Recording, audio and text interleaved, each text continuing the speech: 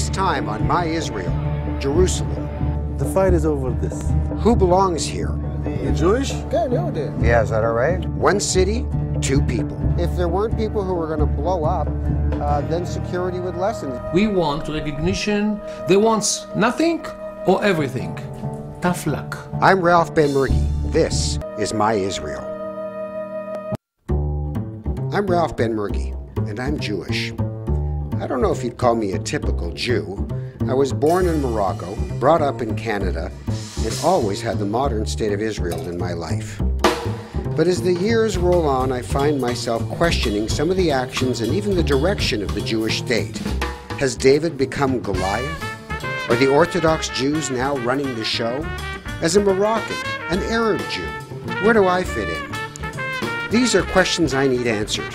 So I've decided to embark on a personal journey to find my Israel. But like a good Jewish boy, before I leave, I've decided to spend a little time with my mother. Hello.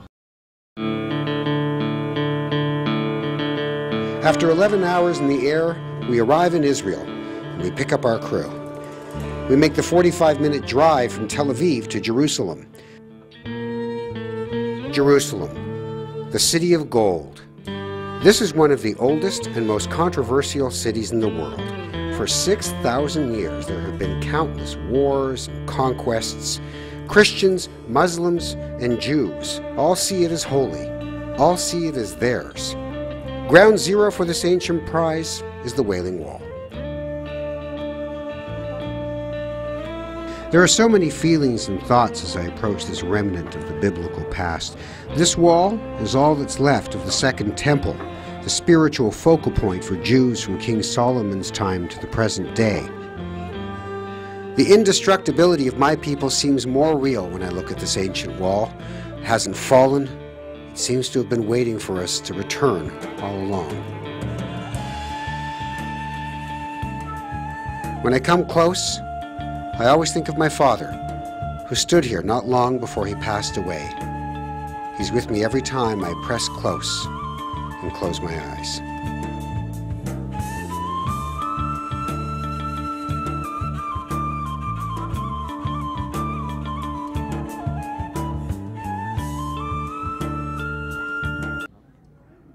There's much that troubles me about this wall. There's a part of me that's always seen the devotion and the intensity that pours out of so many people here as a form of idol worship. My understanding has always been that we as Jews are not to attach ourselves to physical symbols of our faith, that God does not dwell in bricks and mortar, but in our actions and in our hearts. If we must be here, then we must be willing to protect this place, to fight and kill. But there's already been so much blood spilt for these stones. Sorrow, it seems, is central to the Jewish identity. On the other side of Jerusalem, a shrine to the 6 million murdered in the Holocaust, Yad Vashem.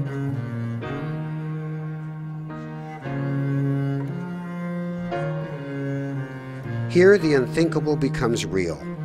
Names become faces, and the unbearable sadness of their loss is fused with a steely determination.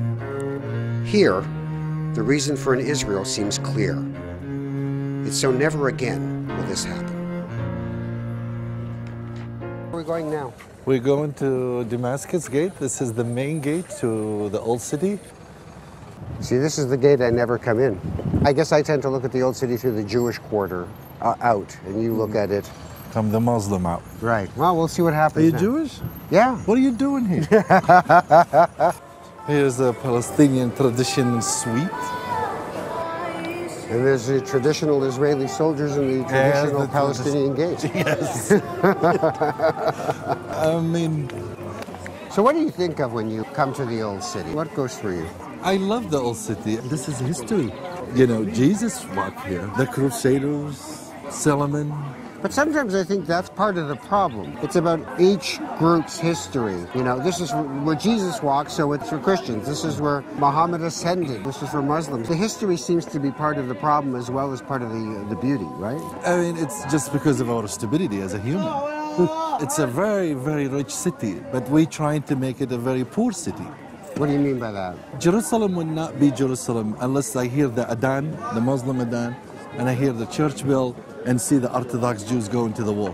This is Jerusalem. Talking with Muhammad, cutting through the stereotypes to find our common humanity, it gives me hope. The fight is over this. The fight is over keeping this. Yes. And they have to fight, and as long as they're concerned, they have to fight to keep it all. Of course you're going to fight for everything. You left for 2,000 years and come back, and what do you think? We should meet you with the flowers? Yeah. Well, in a way, if everything you say you believe in is true, then yes, you should have met us with flowers, I guess.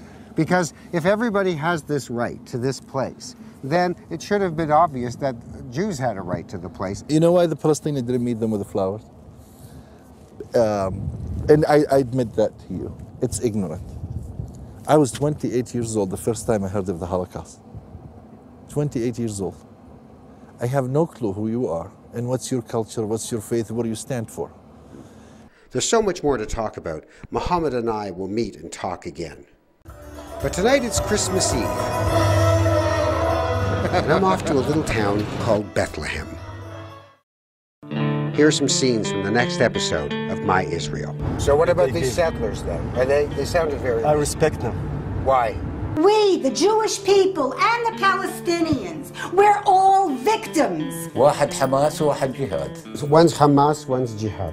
Okay, you ready for this? How many dentists in America have that? You're pushing a button there. Stop pushing the button. You see, people hear Hamas, they hear Jihad.